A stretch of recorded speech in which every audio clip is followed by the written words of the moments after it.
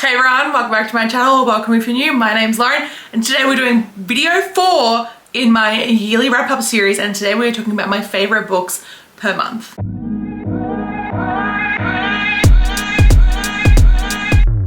Really tried hard to make this only one. If you want to see my top 3, there is a video on my TikTok. And spoiler warning, some of these may pop up in my top 10 faves of the year. You'll have to keep an eye out for that video to see what actually makes it into my top 10. So January, let's start with Every Summer After. This was, I believe, my second 5-star of the year and I freaking loved it. Now, I know a lot of people talk about this in terms of it's the same as Love in Other Words, blah, blah, blah, but it's not as good.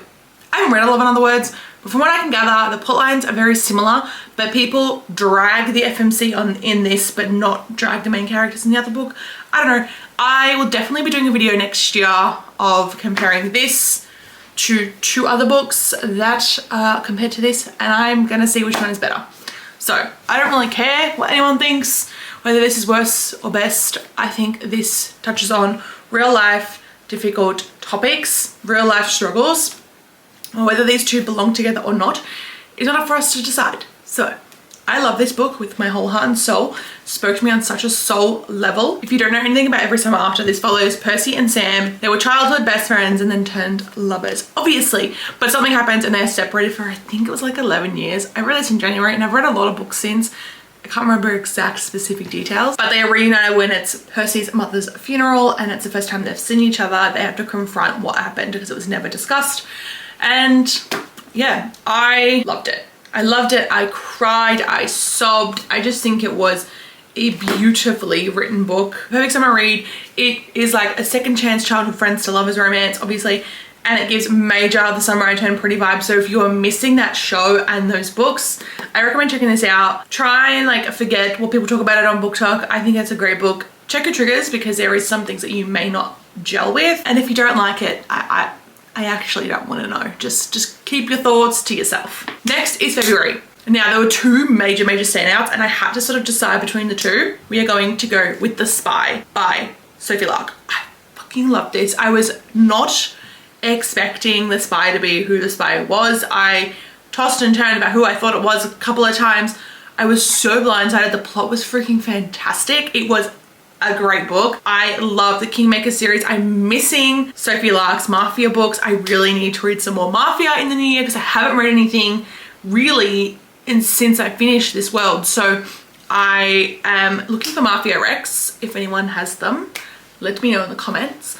The Spy is obviously part of the Kingmaker series, and Kingmakers is like Mafia Hogwarts, where all the kids go to learn different skills for the Mafia families that they belong to. They are college students, not high schoolers, college students. So you have the Air Division, the Spy Division, and there's 2 other that I can't remember. And it doesn't matter. There is a revenge plot in this where the guy that is the spy is getting revenge. And we don't know who his parents are. We don't know his real identity, and eventually we find out. It was so good. The spice was great. This is like an enemies to lovers, like a real enemies to lovers, and it was so good. I loved it.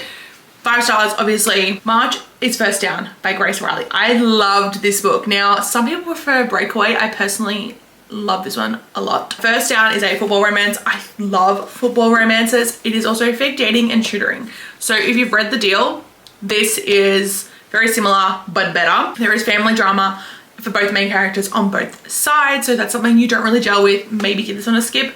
But I really think it was a really good fluffy college sports romance. As well as James and Bex. Bex needs a fake date because her psycho ex-boyfriend just won't leave her alone, and James needs to get serious. He's sworn off dating because he needs to pass his class, and he had a really bad experience at his old university and he wants to make the NFL.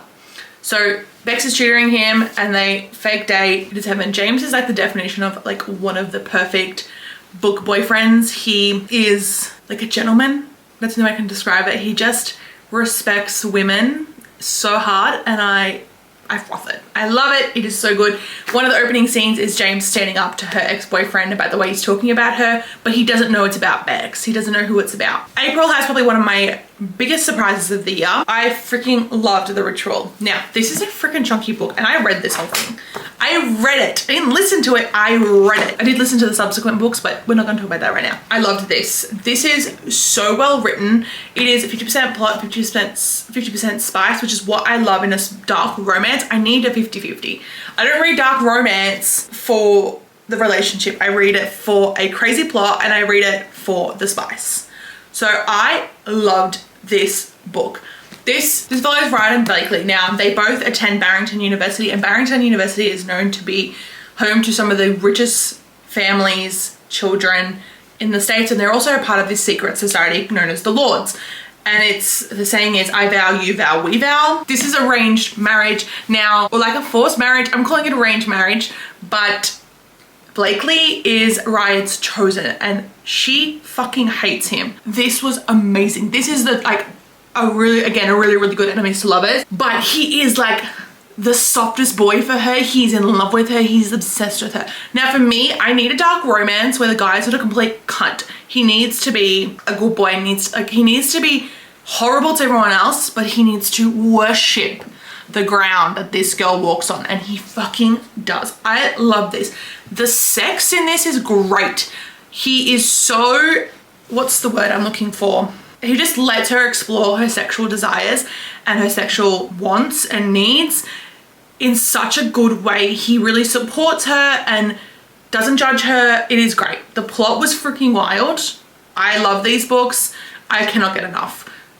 Chantal Tessier is probably one of the best dark romance authors I have ever read from.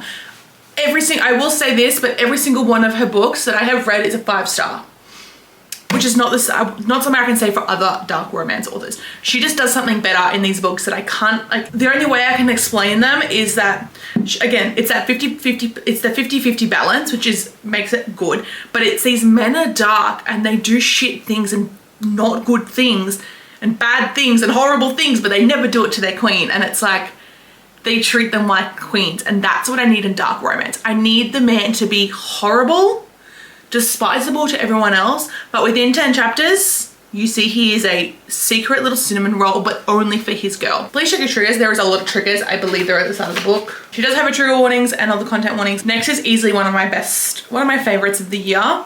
Spoiler warning. Rewrite Our Story by Kat Singleton.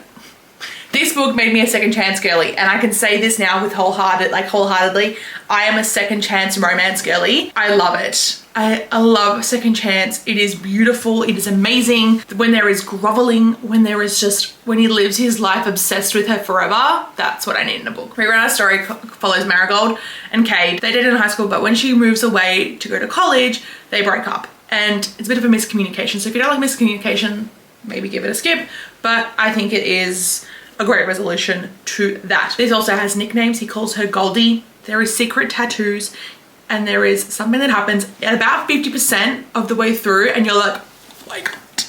Your heart just like fills with joy and bliss, and it is everything and more. I loved it. Cade is forever one of my favorite book boyfriends of all time. If you are not someone that loves second chance, I recommend trying this book because it is like perfection. In my mind, it is absolute perfection. The next book took BookTok by a storm, done and dusted by Lila Sage. I found out about this book when Lila still had like 300 followers, and it wasn't out yet. It was still like, it wasn't even at ARC readers yet. Not very long, it's just under 300 pages. It is a cowboy romance, brother's best friend. So we have Luke and Emmy. Emmy is a barrel racer who comes home after a bit of an accident and she needs to gain her confidence back to start riding again. And who helps her but her brother's best friend, Luke. There is spitting. I never thought I was a spitting girl. I now am a spitting girl. It was fucking hot. The spice in this is great. There's not a lot of spice. Like, it is a little bit of a slow burn. I wouldn't say it's a crazy slow burn because it is only 300 pages, but it is fantastic. I love the brother's best friend trope. It is top tier. You also get ADHD rep in this because Emmy has ADHD. It is beautiful. There is some great healing. There is no third act breakup, which is always a win for me, but I love this book with my whole heart and soul. There is a reason why this is so good, and there's a reason why it is so popular.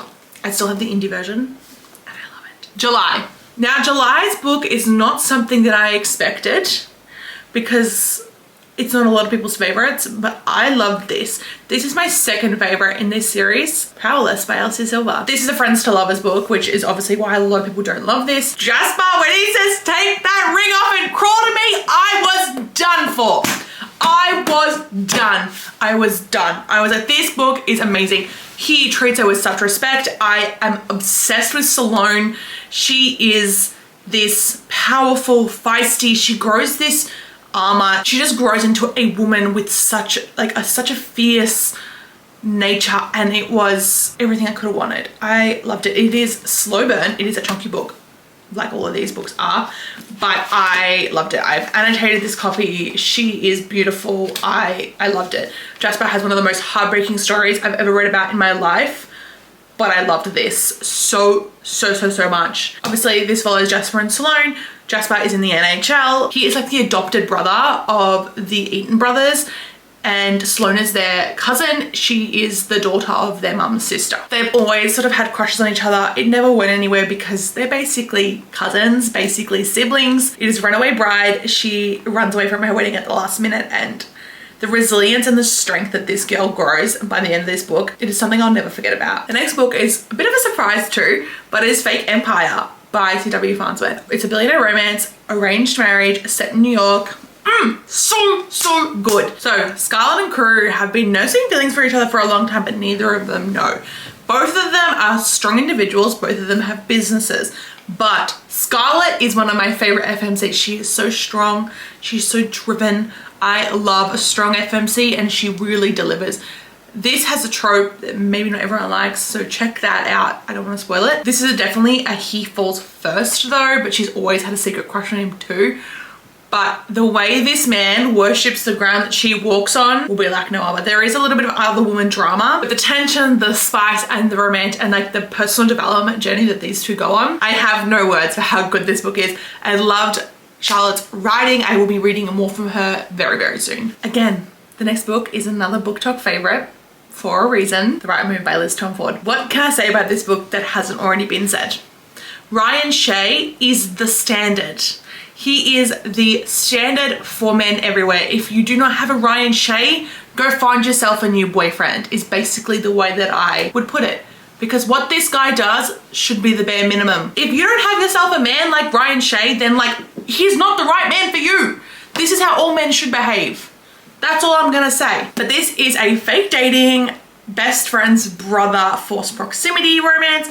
Indy is broken up with her shitty boyfriend and needs a place to live, so she moves in with her best friend's brother. He has extreme baggage that he is hiding and doesn't talk about with anybody. He is a broken boy. He's been celibate for years. Indy is making this guy crumble, pushing his buttons, and he is weak for this girl. And when the spice finally hits, it hits like no other. And like, I just love this book, and I love Indy's growth and resilience and strength. They are both amazing main characters to read about. I could read this book over and over again because it is that good. This weekend is the last weekend that I'm going to be reading new books, so I will be picking up some rereads for the second half of the year, and this is going to be on that list because the audiobook recently came out and I need to listen to this audiobook. On to November, On the Shore by Laura Pavlov. I loved this. I love this. I know this is some people's like least fave, but I loved this. This is an enemies to lovers sort of close proximity, sort of. We're gonna have a guest for a little bit. Anyway, this is an NFL romance, adult NFL obviously. It's a small town. We follow Brinkley and Lincoln. Lincoln accidentally gets Brinkley fired when she stumbles into a bathroom to try and interview him, and he's on the phone having a very intense conversation. He cracks it, she gets fired. She goes home to try and figure out where she's going next, and he needs to figure out where he is going next, so he's also in the same small town because his friend has a house there. Because he finds out that he got her fired, he agrees that she is going to have the exclusive publishing rights of the article that announces where he is going next and what his next team is. This was a great time. I loved the resolution at the end and the way that these two communicated at the end and sorted out how they're gonna make life work. I love this. It was so great. I love Brinkley as an FMC. She is so strong, so like determined, and it was a great time. December is not over and I'm only reading a few more books before the end of the year, but So this is sort of subject to change. I'm going with this book. There could be a couple more, but I'm not sure. But we're going to go with, at the moment, as of the 15th of December, we are going with Glimmers of You by Catherine Cowles. I loved this book with my whole heart and soul. Catherine Cowles is one of my new favorite authors, and this book was so good. This is a fake dating brother's best friend, which is perfection. These are romantic suspense books, so if you like romantic suspense, similar to Devney Perry, these are great. They're probably a little bit more on the suspense side. I think Devney Perry's some books are more suspenseful than others, but similar to Devney Perry, similar vibes, families, small town greatness. There is always some level of forced proximity in these books, but Caden and Gray always had a very special connection. But when she has a diabetic episode, he ends up running away and not coming back for like 11 years because he was too afraid to lose her when he's already suffered a major loss in his life. There is a scene sort of towards the end where he sort of says like, "You're my compass, always guiding me home." I was done. This book is amazing. It is beautiful. It is fake dating because Caden needs to be perceived as serious by his dad so he can take over the family business. So he starts dating Gray, and Gray has a bit of a guy. There's a guy hanging around that's kind of just annoying that she wants nothing to do with, but doesn't get the hint that she's not interested. So they fake date because of that as well. But the suspense element is that she is being stalked and something is sketchy, something is brewing, and oh my god, the twists that these books go on. There was too many twists that you get at the end, and I was like, oh my freaking god. I was dead. I was done. I was completely shocked, completely blindsided. I have no words. Those are my favorite books per month for this year. Again, December could change. There's a couple more books that I'm going to read before I stop reading new books for the month. Those are the 12 books. I hope you guys enjoyed this video. Don't forget to like, subscribe, and turn on bell notifications, and comment below what some of your favorite books per month were this year. I'd love to hear them. I may add them to my TBR for next year. And that's it. I'll see you guys in the next wrap up video. Bye guys.